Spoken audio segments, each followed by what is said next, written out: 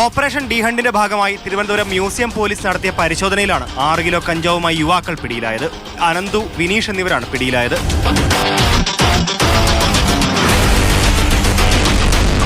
പിടിയിലായ പ്രതികളെ ചോദ്യം ചെയ്തതിൽ നിന്നാണ് പോലീസിന് ലഹരി മാഫിയയെ പറ്റിയുള്ള നിർണായക വിവരങ്ങൾ ലഭിച്ചത്. പ്രതികളുടെ ഫോൺ കോളുകൾ, ബാങ്ക് സ്റ്റേറ്റ്മെന്റ് എന്നിവ പരിശോധിക്കുകയും തുടർന്ന് പോലീസ് മറ്റ് 2 പേരിൽ കൂടി അന്വേഷണം വ്യാപിപ്പിക്കുകയുമായിരുന്നു. പാർത്ഥിവൻ, അരുൺ ബാബു എന്നീ യുവാക്കളും ലഹരി സംഘത്തിലുണ്ടെന്ന് മനസ്സിലാക്കിയ പോലീസ് ഇവരെയും കസ്റ്റഡിയിലെടുക്കുകയായിരുന്നു.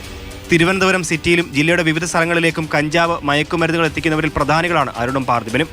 മാരകായുധങ്ങൾ കൈവശം വയ്ക്കുക, നരഹത്യാശ്രമം, അടിപിടി, അബ്കാരി കേസ് തുടങ്ങി നിരവധി കേസുകളാണ് പ്രതികൾക്കെതിരെ സംസ്ഥാനത്തെ വിവിധ സ്റ്റേഷനുകളിലായി ഉള്ളത്.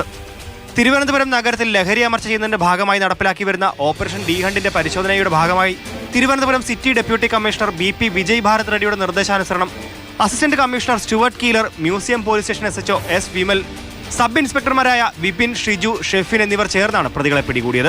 കോടതിയിൽ ഹാജരാക്കിയ പ്രതികളെ റിമാൻഡ് ചെയ്തു. മാതൃഭൂമി ന്യൂസ്, തിരുവനന്തപുരം.